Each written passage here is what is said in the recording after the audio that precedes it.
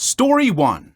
My divorced boyfriend is afraid of getting married. My 29 female, boyfriend, 32 male, and I have been together for 3 years, living together for 1.5. When we first met, he had been divorced and single for 3 years after a 3-year relationship/marriage. Early in our relationship, I made it very clear that marriage is something that's important to me, and even went as far as telling him multiple times to let me know if he decides he doesn't want to marry me. Things were moving forward at a pace I thought we were both comfortable with, and we had various discussions regarding timelines before and after moving in together. We discussed moving in together as a step toward getting engaged/married, and a timeline of engagement sometime after a year of living together. So, sometime after a year of living together, he made an appointment for me to try on engagement rings. I asked him several times, and on the day of it, he was sure. I wasn't pressuring him, etc., as I only want to do this if he really wants to. He said he was excited, so we went. I thought we had a great time and could tell he didn't feel the same way, but he said it was great. A few months later, I pushed until he admitted that he panicked after the appointment and was afraid of marriage. He didn't say anything at the time because he didn't want to worry me with thoughts he hadn't fully flushed out, but I could tell he's been feeling off while he insisted he was fine or happy the last few months. Now I'm worried that I'm going to be waiting around/wasting time for several years while he figures out what he wants. I'm afraid that if he does ever propose, I'll have to be afraid of him panicking afterwards, or him standing me up at the altar because he panics on the wedding day. I think everything was great when we were just dating, but now that engagement and marriage is on the next step, I think he's freaked out due to his past relationship/divorce. If he just needs time or wants to date longer, I'd get it, but I'm nervous that he's just not ready, and me asking about a timeline is pressuring him. I love him dearly and want to spend my life with him, but I also want to spend my life with someone who's excited about me, not panicked.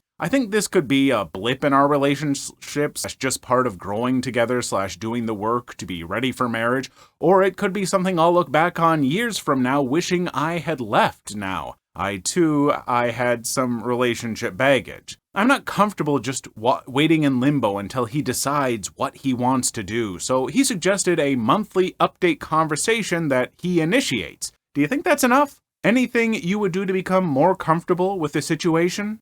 I mean, yeah, if he's been through a divorce and it clearly had an effect on him, it might take him a little bit of time. He might have, past traumas for that he's still kind of processing through. I think his monthly checkup is good. I think having relationship checkups in general is a healthy thing to do. My partner and I do it just literally anytime you can sit down with your partner and be like, hey, relationship check, how are things doing? Anything, open and honest. I'm a huge advocate for open, honest communication. I would also suggest possibly looking into some couples counseling. You don't always have to do it because there's some huge issue that's, shoving you apart or whatever. It could just be having a third-party mediator to better understand where each of you is at, and so you can just understanding, really, honestly, I think helps. And having someone third-party there who can weigh in on it can mean a lot to comfort people who are stressed and everything. So those would be my big recommendations. I know therapy is expensive and not accessible to everyone, so even just a trusted third-party friend might help out as well. Third-party friend, what?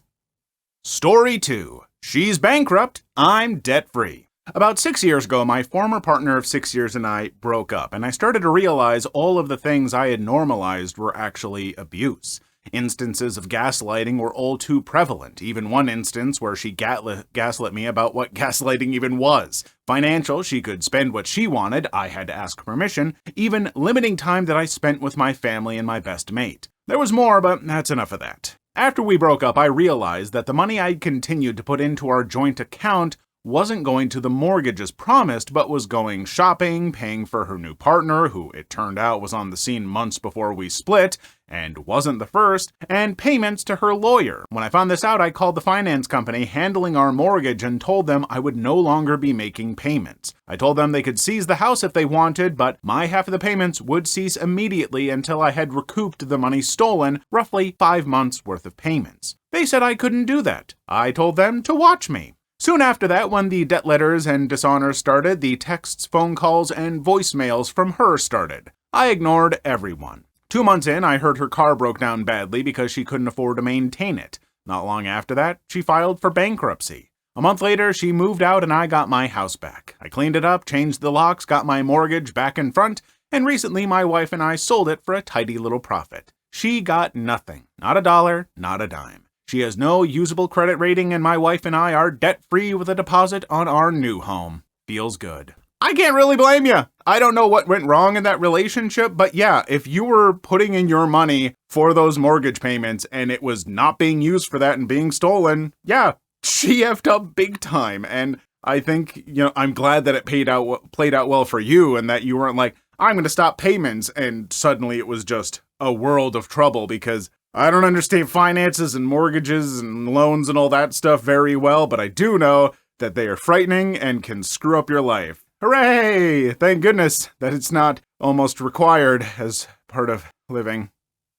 Story 3. Today I effed up when I reacted positively to being catcalled. This morning, my girlfriend, 25, and I, 28 male, passed a group of young guys, late teens, more or less, as we were walking down the street. One of the guys waited until we had our backs toward the group before shouting, "Nice butt!" At that moment, my girlfriend turned around and yelled, "Grow the F up!" The loudmouth guy laughed like an evil anime character and said, "I was talking to your boyfriend." The whole group was like, my girlfriend looked at me and asked why I was smiling. I didn't even realize I was smiling until she pointed it out. I said no one has ever complimented my butt before. My girlfriend said being catcalled is not a compliment and asked if I was going to walk away without saying anything. I said if I was going to open my mouth, it would be to say thank you for appreciating my butt. My girlfriend and I did not see eye to eye about the situation at all, and now there is unnecessary tension between us. Yeah, it's almost like you haven't spent your entire adult life being objectified by men, and also don't necessarily have to feel threatened by men who do stuff like that because of terrible things that happen to people, being catcalled, Seriously, I know that guys like to be flattered by that, and oftentimes guys are a little starved when it comes to being complimented on things like that. But catcalling is gross. It's objectification, and oftentimes can feel very, very threatening to those being catcalled. Oftentimes they are alone, they are outnumbered. It's not comfortable. And just the fact that, it happened to be about you and you've never had to experience it and you haven't had to go through all of the negative stuff that is associated with that, I think you should try and see it from your girlfriend's perspective, which is catcalling isn't cool. Even if you don't feel threatened in that moment, it's still not something that you should encourage. And while you should, as a man, be able to be complimented, about certain things that men might not traditionally be complimented about in our society, it doesn't mean that you should encourage objectification. This is not a simple subject to tackle, and I'm done trying. Story 4. Leaving a 2- and 4-year-old with a random woman, me, and her toddler. So this just happened, and I'm so peed. So this week has been rough. My toddler is going through some rebellious phase, my husband was away all week with our car, and my mother-in-law, who babysits for us, is on vacation. As a WFH mom, and there were some emergencies at work, let's just say I'm exhausted. So today I took my daughter outside for a long walk with the stroller and decided to grab lunch at a local food court. As I get our things, she's being really fussy, but I managed to calm her down. A dad with 2 small kids sits next to us and places his kid on the high chairs, almost barstool height. Not children's high chairs, but regular adult ones without straps or even a back. He strikes up a short conversation with me as our daughters are similar ages, and when I'm trying to feed my kid, I hear him say, "So guys, you look after each other in the bags, the nice lady is here, I'll go grab a coffee." And before I say anything, he's gone. I was surprised. I live very surprised, but all right. I can understand a fellow parent being tired and needing a coffee. I bet he'll be back in a minute, right? Nope. 15 minutes later, my meal is complex untouched as I try to keep my toddler sitting while persuading 2 kids I've never seen before to not jump down from their bar stools. The older one was nice and wanted to chat, but also tried to jump down and look for his father multiple times. The younger one is just a toddler herself and is afraid of heights, so every time I turn around to my daughter, she jumps down on the hard floor. I'm losing it. This is not what I need today. Another 15 minutes later, so half an hour in total, the dad comes back with a Starbucks cup. Starbucks is not even in the food court. It's on the other end of the mall. He goes, "Sorry guys, there was a queue," and doesn't even look at me. I feel myself ready to say something nasty. So I just grab my completely cold food, wave bye-bye to the kids, and leave with my daughter. What the F? Who does that? What would he do if I just up and left? If my child started screaming and I just had to leave?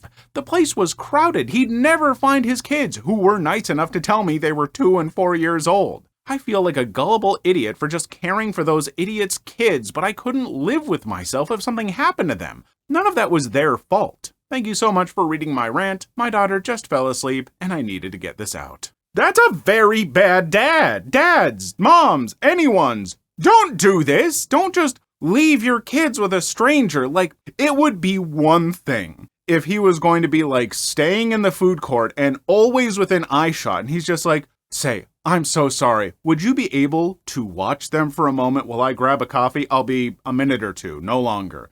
And he runs over, keeps an eye on them, because you don't know this person. As friendly as your conversation might have seemed, still you don't know them. But at the very least, with her 1 kid and your 2 kids, she's not gonna, like, arm all 3 and just run through them all faster than you could chase her. So you could feel somewhat confident there. But that's it. You ask permission first. You stay within eyesight and you keep it really short. Like, to be gone for half an hour, like, the fact that he ran all the way to Starbucks, saw a line, and was like, "This is fine. I just left my kids with that lady without even asking her, but this is fine." That deserves a terrible parenting award. You are a bad dad, and I am genuinely afraid for your kids' safety.